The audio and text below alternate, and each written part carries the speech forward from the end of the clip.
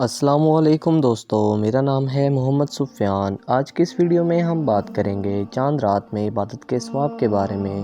چاند رات، جسے ہم کھیل کود اور عید کی شاپنگ اور خریداری وغیرہ جیسے کاموں میں گزار دیتے ہیں، اس رات میں ایمان اور ثواب کی نیت سے اللہ تعالیٰ کے سامنے عبادت کے لیے کھڑا ہونا، کلام الہی کی تلاوت کرنا، ذکر و تسبیحات اور کثرت سے استغفار کرنا اور رات کی تاریکی میں اپنے رحیم و کریم مالک سے راز و نیاز کرنا اس رات کے فضائل اور ادب میں سے ہے۔ دونوں عیدوں کی راتوں کو جاگ کر عبادت کرنے کو مستحب لکھا ہے۔ چھوٹی بڑی دونوں عیدوں کی راتوں میں شب بیداری اور عبادت کرنے کی فضیلت اور ثواب حدیث میں ہے۔ حضرت ابن عباس سے روایت ہے کہ انہوں نے حضور اکرم صلی اللہ علیہ وسلم سے سنا کہ جنت کو رمضان کے لیے خوشبوؤں کی دھنیں دی جاتی ہیں اور شروع سال سے آخر سال تک رمضان کی خاطر آراستہ کیا جاتا ہے۔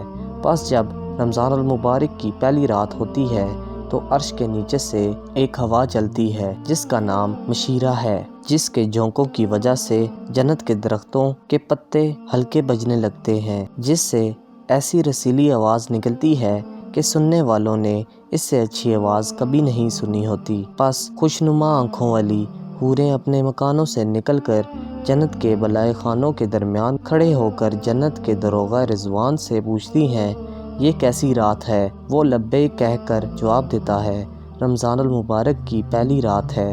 جنت کے دروازے حضرت محمد صلی اللہ علیہ وسلم کی امت کے روزے داروں کے لیے کھول دیے گئے ہیں۔ حضور اکرم صلی اللہ علیہ وسلم نے ارشاد فرمایا، حق تعالیٰ داروغہ رضوان سے فرما دیتے ہیں، جنت کے دروازے کھول دو، اور مالک یعنی جہنم کے داروغہ سے فرما دیتے ہیں، آپ صلی اللہ علیہ وسلم کی امت کے روزے داروں پر جہنم کے دروازے بند کر دو۔ اور حضرت جبرائیل علیہ السلام کو حکم ہوتا ہے کہ زمین پر جاؤ اور سرکش شیطانوں کو قید کر دو اور دریا میں پھینک دو تاکہ یہ میرے محبوب کی امت کے روزوں کو خراب نہ کریں۔ اللہ تعالیٰ ہم سب کو دین اسلام کے راستے پر چلنے کی توفیق عطا فرمائے۔